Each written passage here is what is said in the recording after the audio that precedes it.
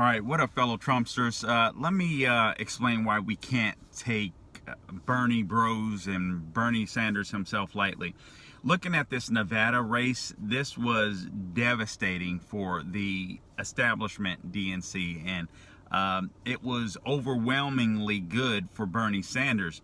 Listen, Bernie Sanders, say what you will, but he basically won Iowa, although the Iowa caucus was such a catastrophe and they tried to throw as much shade on him and give as much support as they could to Pete Buttigieg. The same thing is true in New Hampshire. Bernie Sanders won New Hampshire, albeit narrowly, but what we missed is the fact that more people came out in New Hampshire in this year than they did in 2008 for Barack Obama. That wasn't the case for Iowa, but that was the case in New Hampshire. So excitement was starting to build. And then we get to Nevada. And we had the Nevada debate. Mayor Bloomberg steps in the race. He wants to be the anti-Bernie candidate. And unfortunately, Elizabeth Warren took him out, at least for the time being, to a point where Bernie Sanders was still left standing and standing strong, because by Elizabeth Warren taking Bloomberg out in that debate, essentially she just made Mayor Bloomberg one of the other 5 or so candidates that are remaining, trying to take up the space as the anti-Bernie candidate. So the problem that the DNC is having now, Bernie wins Nevada, but he wins it overwhelmingly, and this is why this race is so important. He won it overwhelmingly because he won Latinos, he won the young vote, and he's starting to win more liberal Democrats, including people of color. So headed into South Carolina, this is going to bode well for him. Obviously, he has momentum. He's gaining inroads in the black community. He couldn't win granted, the race may have been stolen from him in 2016, but he was a horrible candidate. Hillary Clinton was getting overwhelmingly getting the black vote. Bernie couldn't. He was basically winning in states that are primarily white. That's changed. We've seen that in Nevada.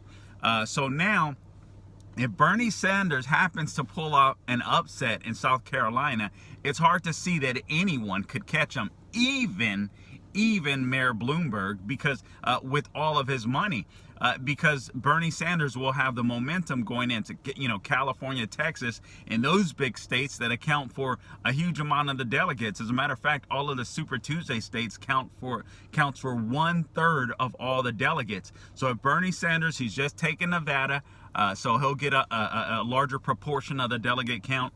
If he wins South Carolina, or even places a close second, what that is proving the fact that his black support is up big time, because half of the voters, Democrat voters, in the Democratic primary in South Carolina are black. So this guy is rising. I think we have to take him seriously.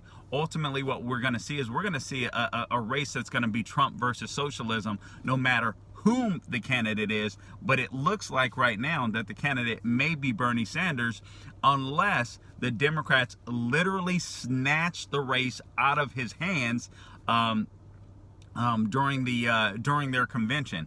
Maybe there'll be a contested convention, but it's quite possible that we could see Bernie win South Carolina, take a big chunk of the delegate count on Super Tuesday, and it'll be impossible for any of the other candidates to catch them, because again, they're just all vying for the anti-Bernie vote, and it's just simply too many of them. The math doesn't work. The only way Bernie will be defeated is if all of these guys drop out before Super Tuesday, where the race is between, except for Bloomberg or one other candidate, where the race is between Bernie and one other candidate, possibly two. Otherwise, these guys are just going to continue splitting the vote and give the nomination right to Bernie Sanders. So don't take it seriously. We are seeing a rise.